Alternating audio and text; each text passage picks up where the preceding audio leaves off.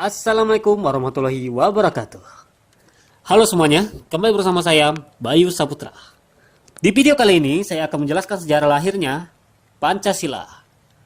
Mungkin kalian bertanya-tanya ya, kenapa tiba-tiba saya ganti tema? Ya, sebelumnya dari tema pemrograman menjadi pelajaran sejarah ini. Namun, channel ini sendiri adalah channel di mana saya mengupload ya tugas-tugas atau ya jawaban dari tugas saya ya. Tugas praktik atau tugas makul saya ya. Ini adalah contoh videonya ya. Biasanya aku upload di sini ya. Jadi konten yang kayak ini nih banyak banget nantinya. Mau itu yang konten bertema pemrograman atau yang kayak jelasin sejarah gini, asal di tugas itu di saya itu disuruh jelasin lewat video, pasti saya upload. Dan ya daripada banyak basa-basi, mari kita mulai sesi penjelasannya. Kali ini kita akan menjelaskan atau mengenalkan kepada kalian sejarah lahirnya Pancasila dan apa gunanya untuk generasi muda ya. Ini banyak lagi gunanya, soy. Jumpalah. Ya dah. Check it out. Lahirnya Pancasila. Sejarah Pancasila dimulai dari terbentuknya BPUPK yang diinisiasi tanggal 29 April tahun 1945. Iya, ini sebenarnya saya ambil dari buku ya, untuk singkatannya ini ya. Kalau di buku itu namanya BPUPK. Kalau di Google aku cari itu BPUPKI. Jadi di sini BPUPK sendiri merupakan singkatan dari Badan Penyelidik Usaha-Usaha Persiapan Kemerdekaan. BPUPK seperti namanya bertugas untuk menyelidiki dan mempersiapkan hal-hal yang berkaitan dengan pembentukan negara Indonesia yang merdeka. Seperti perumusan dasar negara dan undang-undang dasar. Itulah tugasnya ya. BPUPK sendiri diketuai oleh Dr. KRT Rajiman Wedyodiningrat ya. Ada susah nyebut ya deh. Lalu ketua muda dipegang oleh Ichibangase Yoshio. Kalau di buku itu apa ya? Merangkap luar atau apa itu ya? Ketua muda ini ya. Terus DRRP Sueroso sebagai wakil kalau nggak salah ini ya. Terus sidang pertama ya. Kita akan menjelaskan sidang pertamanya. Sidang pertama BPUPK itu dimulai dari 29 Mei dan berakhir di 1 Juni ya, 1945. Jadi di sidang pertama ini dibagi menjadi 2 sesi dengan 12 pembicara yang menyampaikan gagasan mereka tentang dasar-dasar negara dan hukum dasar negara Indonesia yang hendak didirikan. Di masa sekarang, naskah-naskah pidato dari sidang BPUPK ini tidak semuanya bisa ditemukan. Muhyiddin berpidato tentang asas dan dasar negara kebangsaan Republik Indonesia. Menurut Pak Yamin, negara kebangsaan merupakan dasar kemerdekaan. Dasar kemerdekaan tersebut dijadikan konsep kedaulatan ke dalam dan kedaulatan keluar. Jadi ada dua konsep dari kedaulatan ke dalam dan juga kedaulatan keluar. Untuk kedaulatan ke dalam berarti memberikan perlindungan dan pengawasan kepada putra-putri negeri sendiri.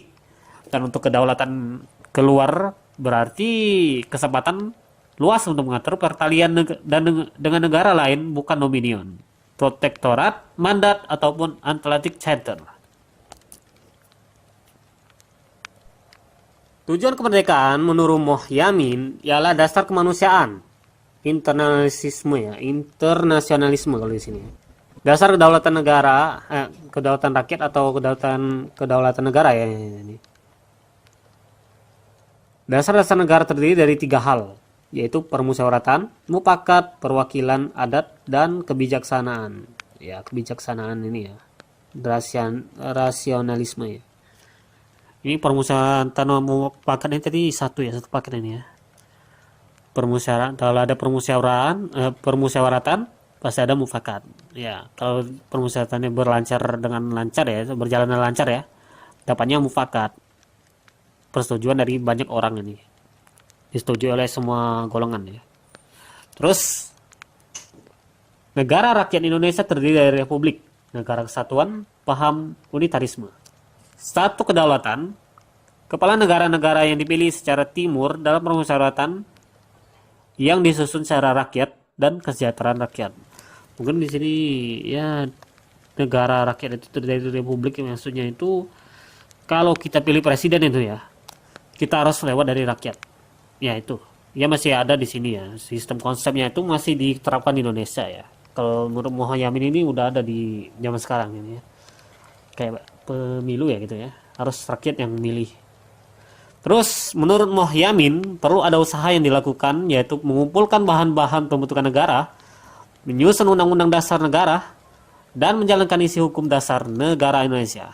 Nah, di sini sidang BPUPK di selesai ya, selesai. Terus lanjut lagi ke sidang BPUPK yang 31 Mei ya 1145. Di sini ada Pak Soepomo ya. Pak Soepomo ini yang saya suka ini. Di sini di sidang ke ya sesi 2 ini ya. Ada 2 sesi ya ini ya. Dan Pak Soepomo itu ada di sesi 1. Di sini di sidang BPUPK 31 Mei ini terdapat 8 pembicara, yaitu Abdul Qadir, Soepomo, Hendro Hartono, Yamin, Sanoesi, Liam Cohen, Hian, Moenandar, dan Dehler. Pidato Pak Soepomo, ya ini yang saya mention tadi ya. Pak Soepomo ini menjadi naskah pidato yang paling sering muncul di berbagai buku dan bacaan, yang cenderung berbeda dengan teks dan risalah pada sidang BPUPK yang asli mungkin ini ya. Terus, pidato Pak Soepomo membahas tentang bagaimanakah dasar-dasar negara Indonesia merdeka atau tentang paham kenegaraan. Oke, di sini Pak Soepomo menguraikan tentang syarat mutlak untuk mengadakan negara dipandang dari sudut hukum dan dari sudut formel, yaitu harus ada daerah, rakyat, dan ada pemerintah yang berdaulat menurut hukum internasional. Di sini Pak Soepomo mengusulkan 3 syarat mutlak mengenai dasar kemerdekaan negara Indonesia. Pertama ialah daerah. Ia berpandangan bahwa pada dasarnya Indonesia yang harus meliputi batas Hindia Belanda, akan tetapi jikalau misalnya daerah Indonesia lain, umpamanya negeri Malaka, Borneo Utara, hendak ingin juga masuk lingkungan Indonesia, hal itu untuk kami tidak keberatan. Sudah tentu itu bukan kita saja yang akan menentukan, akan tetapi juga pihak saudara-saudara yang ada di Malaka dan Borneo Utara. Syarat mutlak kedua adalah rakyat sebagai warga negara. Menurut Pak Soepomo, warga negara mempunyai kebangsaan Indonesia antara lain bangsa asli Indonesia, bangsa peranakan Tionghoa, India, dan Arab yang telah turun-temurun tinggal di Indonesia ya. Jadi jika kalian kurang paham masuk Pak Soepomo ya, syarat kedua ini menjelaskan bahwa kalau berbeda luhur tapi mereka tetap lahir di tanah Indonesia ya ini. Ya, maksudku walaupun dia berbeda leluhur ya dari kita ya, mereka tetap lahir di Indonesia, di tanah air Indonesia ini. Mereka juga berhak memiliki bangsa Indonesia. Mereka adalah bagian dari bangsa Indonesia karena Indonesia adalah negara kesatuan yang bersatu bersama walaupun banyak perbedaan. Gagasan ini juga dapat membantu negara dalam mengatasi perbedaan segala golongan dan menyatukan seluruh rakyat ya. Terus ada syarat mutlak ketiga. Syaratnya adalah pemerintahan yang berdaulat. Menurut hukum internasional, maka dasar sistem pemerintahan Indonesia hendaknya merujuk pada stated ya ini ya. Dan pemerintahan tertinggi yang dimaksud Pak Soepomo tidak akan tunduk pada kekuasaan eksternal apapun. Ya, maksudnya dari luar mungkin ini. Dari luar. Kayak pemerintahan dari Amerika gitu. Nggak bisa buat tunduk kekuasaan eksternal kita ya. Dan pemerintahan ini juga dibentuk atas dasar cita-cita atau ide dasar negara bisa disebut stated. Yang memiliki arti yang sama yaitu cita negara. Oke. Pak Soepomo juga setuju dengan pendapat Pak Mohatta. Yang Pak Mohatta sendiri membahas bahwa negara Indonesia itu gak bisa menjadi negara Islam. Walaupun sekalinya negara Indonesia itu memiliki mayoritas itu golongan dari Islam ya, masih tetap Indonesia itu gak bisa menjadi negara Islam. Itu dikarenakan di Islam sendiri banyak rakyat Indonesia yang memiliki beragam agama, gak sama dan berbeda. Tadi menganut agama Hindu, Islam, Kristen, Protestan, Katolik, Buddha, dan Konghucu. Nah, dari keberagaman ini, negara Indonesia tak bisa menjadi negara Islam karena walau memang mayoritas negara warga Indonesia adalah penganut agama Islam, ada juga warga negara Indonesia yang menganut kepercayaan lain. Ya, maka dari itu, Indonesia terbentuk atas persatuan semua rakyat Indonesia, dan itu gak bisa kita jadikan satu agama doang, negara agama Islam doang ya. Karena yang pastinya akan terjadi kericuhan ya, kekacauan dan penolakan dari etnis lain ya. Jadi sini di ya kayak sila pertama itu ya, kita harus toleransi ya terhadap kepercayaan lain ya. Orang lain juga berhak memiliki kepercayaan lain di Indonesia. Karena Indonesia itu bukan negara Islam, tapi negara kesatuan Republik Indonesia. Dan di sini masuk ke sidang 1 Juni ya. Ini sidang terakhir ya. Untuk sidang pertama ini ya. Jadi sidang pertama ini dimulai dari pidato Pak IR Soekarno ya. Insinyur Soekarno. Jadi di sini Pak Soekarno menyampaikan ya penjelasan tentang gagasannya mengenai dasar-dasar bagi Indonesia merdeka ya.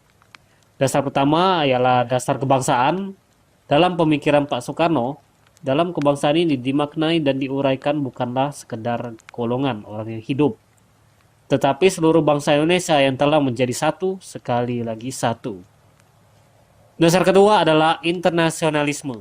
Menurut Pak Soekarno, internasionalisme yang dimaksud ialah internasional yang berakar dari buminya, nasionalisme. Prinsip ini untuk berupaya bergandengan erat satu sama lain. Ya itu. Dasar ketiga ialah mufakat. Menurut Pak Soekarno, negara Indonesia bukan satu negara untuk satu orang, bukan satu negara untuk satu golongan, tetapi mendirikan negara untuk semua. Satu buat semua, semua buat satu. Oleh karena itu, syarat mutlak untuk kuatnya negara Indonesia yang merdeka adalah permusyawaratan dan perwakilan. Dasar keempat adalah kesejahteraan. Pengertian ini dimaksudkan tidak boleh ada kemiskinan di dalam Indonesia merdeka. Ya, saya nggak tahu sekarang, tapi kesejahteraan ini memang perlu sih. Dan terakhir, dasar kelima adalah bertakwa kepada Tuhan Yang Maha Esa, di mana Pak Soekarno berpendapat bahwa masing-masing orang Indonesia hendaknya bertuhan ya. Dan apa itu namanya, agak bisa sebut, aku lupa namanya. Lalu dibentuklah panitia kecil yang bertugas untuk mengelola usulan dari para anggota BPUPK. Di sini mulai tanggal 2 Juni sampai 9 Juli 1945 terjadi masa reses. Pada tanggal 15 Juni 1945, beberapa anggota BPUPK menyampaikan usulan kepada Zumkyokukyuto. Aduh, susah banget. BPUPK secara langsung rancangan undang-undang dasar sementara tanpa melalui panitia kecil. Lalu panitia kecil sendiri baru mengadakan sidang tanggal 22 Juni 1945, dan hasil dari sidang ini ialah mukadimah, di dalam kurung ini preambul hukum dasar alinea keempat dalam rumusan dasar negara sebagai berikut. Maka disusunlah kemerdekaan bangsa Indonesia itu dalam suatu susunan hukum dasar negara Indonesia yang terbentuk dalam suatu susunan negara Republik Indonesia yang berkedaulatan rakyat dengan berdasarkan kepada ketahanan dengan kewajiban menjalankan syariat Islam bagi pemeluk-pemeluknya. Menurut dasar kemanusiaan yang adil dan beradab, persatuan Indonesia dan kerakyatan yang dipimpin oleh hikmat kebijaksanaan dalam permusyawaratan perwakilan, serta dengan mewujudkan suatu keadilan sosial bagi seluruh rakyat Indonesia. Dan di sini sudah mirip banget menurutku dengan Pancasila, dan mungkin ini adalah titik awal Pancasila itu sudah tercipta ya. Di di alinea keempat dalam rumusan dasar negara sebagai berikutnya ini. Nah, ini dia hukum dasar ini ya, preambul ini. Sini tertulis Jakarta 22 Juli 2. Ini ngebug atau gimana nih? 1100 berapa itu? KR Soekarno. Ya, ini ada yang tantangan sini, IR Soekarno, MRA Maramis, Abi Quenso, Tujokroso Salim Wacid Hasid, MR Ahmad Subarjo, MR Muhammad Yamin, ya Muhammad Yamin juga ada di sini.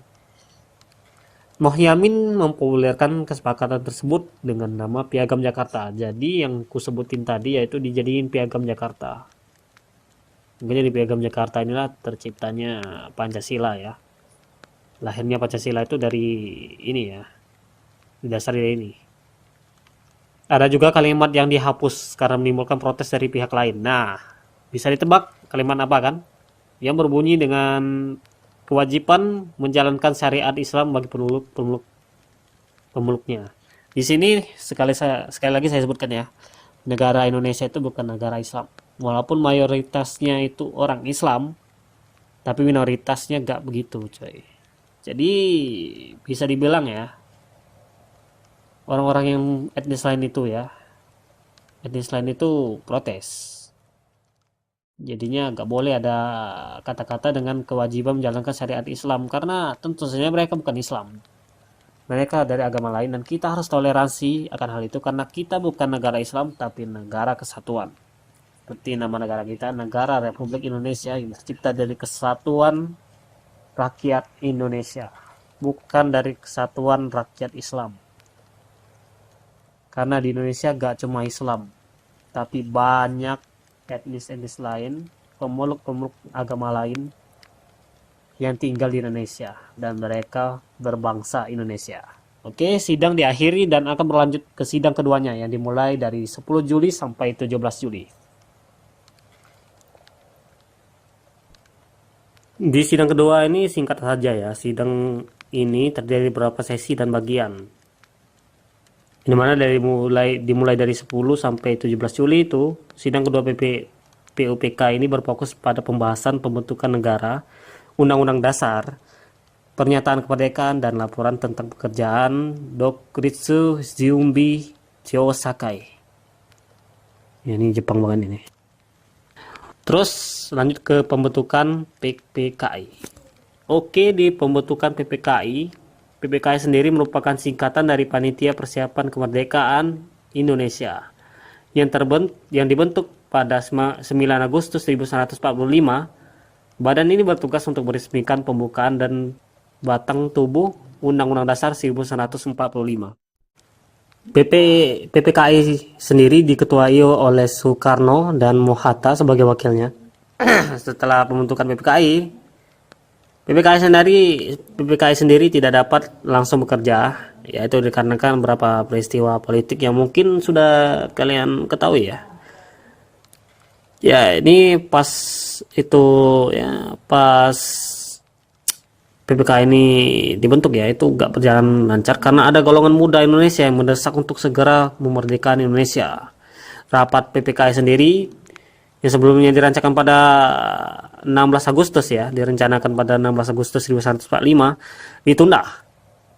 Dan ini dilakukan supaya dapat mengamankan Soekarno dan Hatta dari pengaruh Jepang. Ini tujuan golongan muda ini ya, biar Soekarno dan Hatta ini gak terpengaruh sama pengaruh Jepang ya. Setelah mencapai kesepakatan dengan para pemuda, Soekarno dan Hatta baru bisa kembali ke Jakarta keesokan harinya, yaitu pada tanggal 17 Agustus 1945 di Jalan Pengasan Timur, Jakarta. Lalu dengan begitu Indonesia pun akhirnya merdeka pada tanggal 17 Agustus 1945, walaupun nantinya akan banyak masalah yang datang sering berjalannya waktu ya. Ya, soalnya saya juga baca-baca sejarah sih. Setelah merdeka pun masih banyak masalah ya. Terus kita ke bagian akhir ya ini. Oke, di bagian penghujung mari kita bahas nilai sila yang terdapat pada peristiwa-peristiwa di atas. Ya, menurut saya nilai sila keempat itu paling menonjol ya. Di mana sila keempat berbunyi kerakyatan yang dipimpin oleh hikmat kebijaksanaan dalam permusyawaratan perwakilan.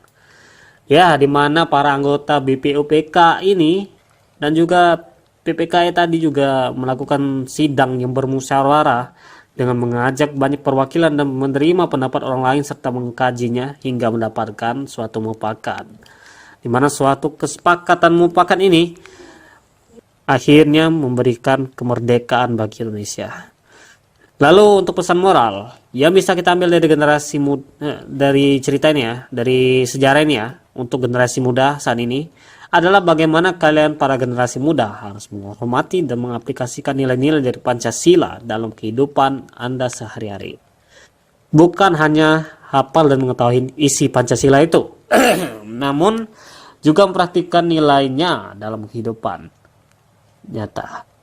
Para tokoh-tokoh di atas sudah berjuang demi kita bisa merdeka. Mereka berusaha merancang dan membahas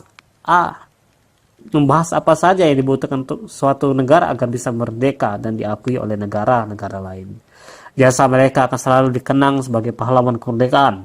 Hal ini juga berlaku kepada jasa-jasa para pejuang yang gugur di medan pertempuran. Mereka adalah pahlawan yang telah gugur dan ya, mereka berjuang demi negara kita agar bisa merdeka. Jasa mereka selalu dikenang oleh rakyat Indonesia sebagai pahlawan yang membuat Indonesia bisa merdeka sampai saat ini.